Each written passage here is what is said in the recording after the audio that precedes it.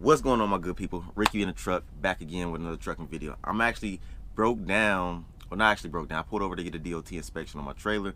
It failed. I need a slack adjuster, so they're working on that right now. So I thought it'd be a good time to make a quick video on my top 5 places to park as a truck driver, or more specifically as a flatbed truck driver, even more specifically as a regional, southeast regional flatbed truck driver. And it might work for you in your area or everywhere else, but for me it definitely works running the southeast. I'm talking about, I run anywhere from Kansas City all the way over to Virginia, down to Florida, and over to Texas, and everything in the middle.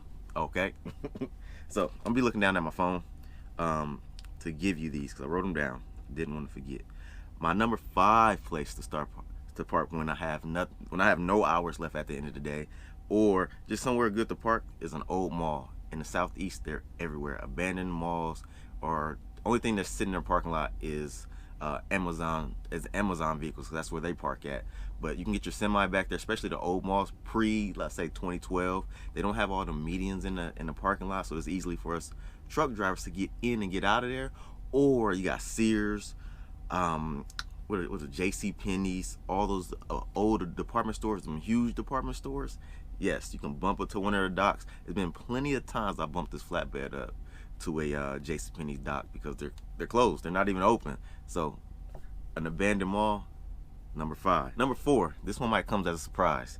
It is a Petsmart / Petco. You're wondering, like, Ricky, really? A Petco, Petsmart? Like, how did you figure that out, especially as a flatbed driver? Again, it's in a complex. You can usually get back there. They're usually right off the interstate, no more than 5 to 10 minutes off the interstate. I'm not saying a bunch of trucks can park back there, but it's usually enough room for 2 or 3. And I'm not talking about actually their dock, but just in the back area is usually a lot of space. Again, they're in a complex. There's food, there's probably gym, there's a shower, so you can get a shower in. So yes, that's why they're number 4. Now, I'm not saying park there every night, but running low on hours, you can get in there. Number 3, another surprise one. I like to park at a movie theater. I start my day sometimes around 8, so I'm not really getting finished until about 9, 10 o'clock at night.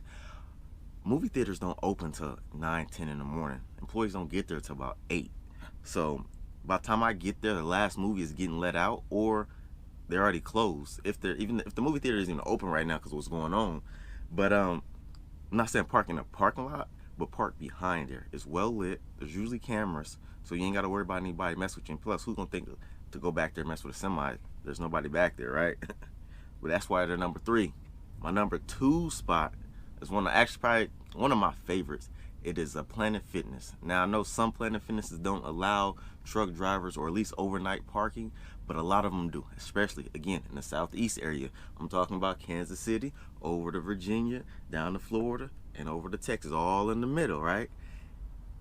Planet Fitness is one of my go-to places because you can get your shower, get your good workout in, as well as, again, another place right in a complex where there's food always around. And they're usually 5 to 10 minutes off the interstate, and there's so many of them.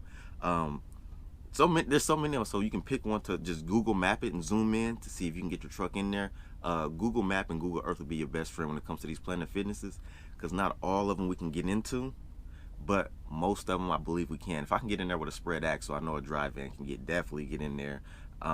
You guys can turn a lot easier than I can with a split axle. And that's why they're number 2. The number 1 spot, guess who got that? Guess who got that? I'm gonna give you a second to think about it. I'll sip my coffee. Let's do a drum roll.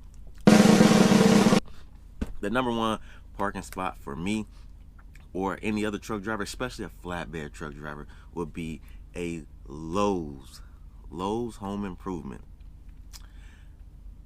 I would kind of say Home Depot, but they kind of iffy because they be having signs. But Lowe's has been the best for me. Reason why I say that is because I haul a lot of lumber, drywall, or just any tarp load. They think it's theirs, so they don't really say anything, especially if you park in the back. It's well lit. There's cameras, and some of them you can actually park in the front, like in the front area. And it's, when you get there after 8 o'clock, 9 o'clock, there's no cars there. Well, no, because they're closing at 9. So you got the whole parking lot to swing around. Like I said, I got the split axle with the flatbed, so I need a lot of room when I'm turning, especially turning around, because I just can't can't bust no UE like you can with dry van. But Lowe's is a home improvement is probably my go-to place. I don't really sleep at truck stops. I've been with this company since July, so about 8-9 months from now, probably a little longer than that now. But for the most part, Lowe's is my go-to place. They're always right off the interstate. They're always by restaurants, especially at Chick-fil-A, Chili's. I like Chili's. Applebee's. They're always by food. They're always by a gym. Gym, sometimes you have to walk across the street, but walk across the street, get your shower, get you something to eat, and get a workout in, and then get back to your truck. And then in the morning, Lowe's open up really early, so they peeking out the window like, is that load for us? And then when they see you take off, they like, whew, because they don't want to unload it, right? But if they do, they do. Like I said, I've delivered to Lowe's maybe a few times, but I parked there probably 3-4 times a week. But again, Lowe's is the number one. Yeah, that's my number one. And I'm gonna give you a bonus one. Now, I'm only able to give this bonus one because I know from experience. This bonus one it won't work for everybody, but it'll work for most, no matter where you're at. Bonus one is a Best Buy. Best Buy. You're like, hold on, a Best Buy? Yes, a Best Buy. There's one everywhere. There's one in every city, multiple in every city. Usually, another thing, right off the interstate. For most of them, no more than 5 to 10 minutes off the interstate. They're always in the complex, buy food and anything you want to do. They're 9 to 9, so you get there after 9 and you're gone before 9, so it works out perfectly. And like I said, I know this from experience. I used to work for Warner, and I drove the Best Buy account, and I know how they operate, and I know there's nobody back there checking for you. And those are my top 5 places for truck drivers to park, especially when you're running out of hours. I hope this video was very helpful for you. If you enjoyed the video, please drop a like, a comment. I don't think you roasted me. Drop a comment. I appreciate it all. Hit the like button, hit the subscribe button, and I'll drop some more videos like this. Peace.